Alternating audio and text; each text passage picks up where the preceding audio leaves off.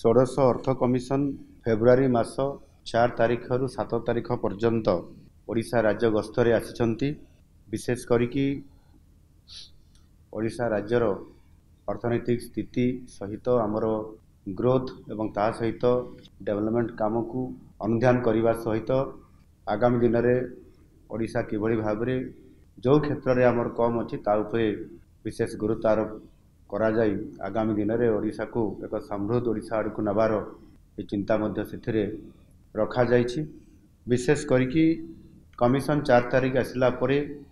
सर्वप्रथमे ओडिशा रे प्रतिष्ठित थिबा आमर ओडिशा जनजाति संग्रहालय एवं कलिंग स्टाडियम परिदर्शन करिबा एवं परवर्ती पर्याय रे 5 तारिख रे पुरी परिदर्शन सहित कोणार्क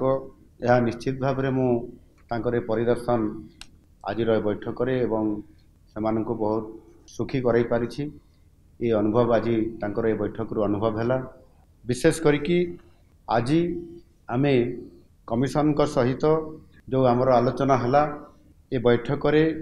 राज्यर विभिन्न आर्थिक दिग प्रति और यार गठनमूलक उपरे विशेष भाव में गुरुत्व आरोप करा जाइछि। सेथिरे विकासमूलक आवश्यकता को एवं से अनुसार तार आर्थिक क्षमता एवं प्रस्तावित आर्थिक हस्तांतर व्यवस्था संपर्क में कमिशन सहित डिटेल आलोचना होइछि एवं कमिशन सम्मुखें मध्य आमे किछि ओडिशार विकास को त्वरान्वित करबा पई आमे किछि प्रस्ताव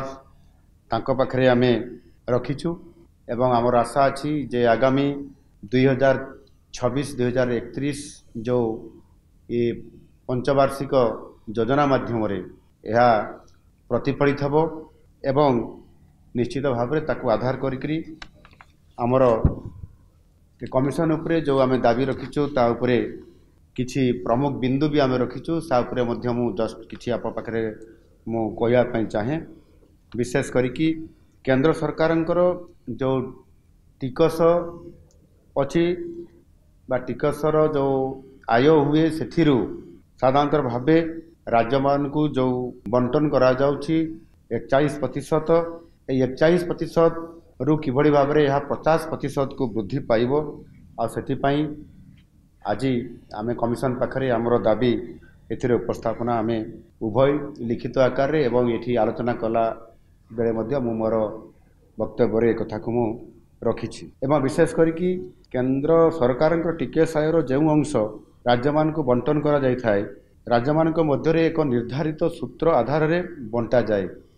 जो ओडिशार भाग 4.528% ओडिशा पाई थाए।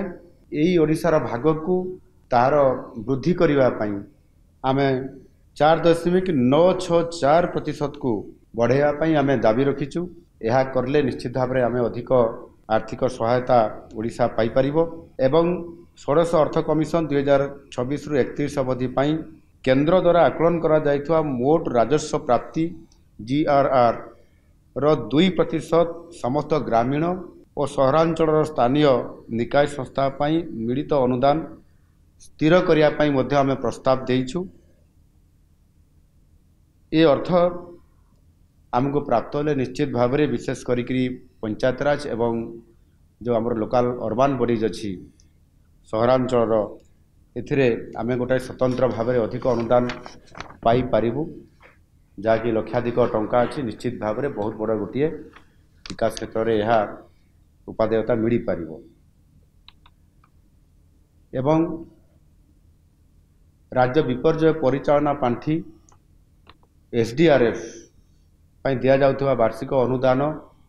रो 75% केंद्र देइथाय एवं बाकी 25% राज्य सरकार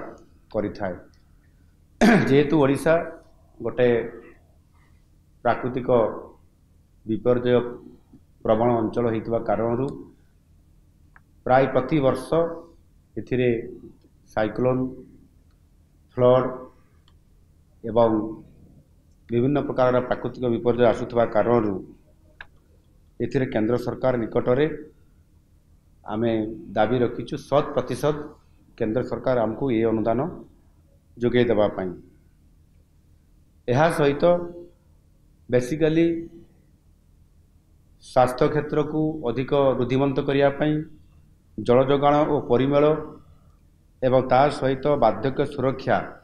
एगुड़िक किसी गुरुत्वपूर्ण प्रस्ताव को आम रखीचु एवं कमिशन को प्रस्ताव देचु से यारी उपरे आमको अधिक स्वतंत्रता एवं आर्थिक सहायता जोगे देवाई विशेष करी समारी ऑफ डिमांड्स जोटा राज्य सरकार जो आमर दाबी अच्छी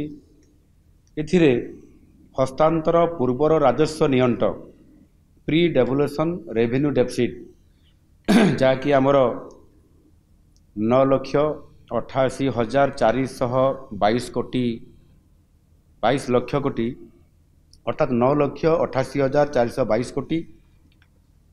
एवं राज्यर निर्दिष्ट आवश्यकता स्टेट स्पेसिफिक नीड आमर 1,10,434 कोटी स्थानीय निकाय संस्था गुड़ी को जोटा ग्रामांचल एवं सहरांचल अनुदान grants to local bodies rural and urban इथिरे 1,36,000 कोटी टंका एवं राज्य विपर्यय प्रमोशन पांठी एसडीआरएफ जहाँ 31,004 कोटी टंका एवं राज्य विपर्यय परिचालना पांठी एसडीएमआर एमएफ जोटा कि 29,252 कोटी टोटाल ये समस्त को मिसेले 12,59,148 कोटी टंकार आमे दाबी आसंता 2026 रु 31 मसीहा पर्यंत ये 5 वर्ष रे आमर दाबी को एथिरे आमे कमिशन पाखरे रखीचु जोटा कि आमको आगाम दिन रे आशा रखीचु जे आमर आमे अन्य आर्थिक पंचवार्षिक अपेक्षा एथर आमको अधिक अर्थ आर्थिक सहायता आम पाखक आसीबो एवं आमर जो बड़ लक्ष्य रही से विशेष करिकी ओडिशा रे जो संभावना राज्य हिसाब रे आज माननीय प्रधानमंत्री जी मध्य कथा रखिछंती एवं विकसित भारत गठन रे ओडिशा को ग्रोथ इंजिन हबो ये कथा को तांकर प्रस्ताव रे से कथा रखिथिबा कारणरू आमे विशेष करिकी फोकस करूछु कमिशन को पाखरे रखीचु अर्बानाइजेशन उपरे जोटा कि शहरीकरण एवं एग्रीकल्चर एंड रूरल डेवलपमेंट विशेष करिकी कृषि एवं ग्राम और उन्नयन उपरे आमे ताको फोकस करूछु एवं एमएसएमई सेक्टर को फोकस करूछु port led development hub for global capability centres and skilling for the world यार ऊपर आमे फोकस रखीचु जहाँ फरे आमर आज दिन रे जो आमर इकोनॉमिक ग्रोथ जो रेट रे आज आमर चली निश्चित भाव में आमे बहुत भल स्थिति अच्छु आमर फिस्काल हेल्थ आज जो स्थिति रे अच्छी आमे खुशी व्यक्त अच्छु ये आज आम भारत वर्ष रे नंबर 1 अच्छु आउ यही रेट रे एवं ताठार अधिक रेट रे मध्य वृद्धि करी आमे आगो को जीवाई चाहूँ आउ से आम ओडिशार जनसाधारण जो आशा आकांक्षा अच्छी एवं लोकंकर जो स्वप्न अच्छी सरकार जो लक्ष्य अच्छी ताकू निश्चित भाव में 4,70 लाख लोकों को आधार करिकी जो समृद्ध ओडिशा गठन करवा एवं ता सहित विकसित ओडिशा गठन करिकी नुआ ओडिशा हिसाब रे आमे ताकू जो नेबा पई चाहूँ निश्चित भाव में आमे आगामी दिन में एक अर्थनैतिक शक्तिशाली भारत वर्षर श्रेष्ठ 5टी राज्य भितर स्थानित होगापाई आमर जो लक्ष्य रही से लक्ष्य पथरे आम आगे निश्चित भाव में जावाई जो लक्ष्य रखीचु से 16 फाइनान्स कमिशन ऑफ इंडिया ताको पाखरे आमर जो आमर आर्थिक सहायता ओडिशा को स्वतंत्र भाव में फोकस करिकी ओडिशा को सहायता देवाई जो आम प्रस्ताव रखीचु अनुरोध रखीचु मु आशा करी निश्चित भाव में एथर आम अधिक सहायता पाइपरबू एवं ओडिशा को एक समृद्ध ओडिशा गठन करने आम से प्रकार आज आलोचन सकारात्मक आलोचन ये सफलता मिलियो बोली मु दृढ़ आशा रखी। धन्यवाद।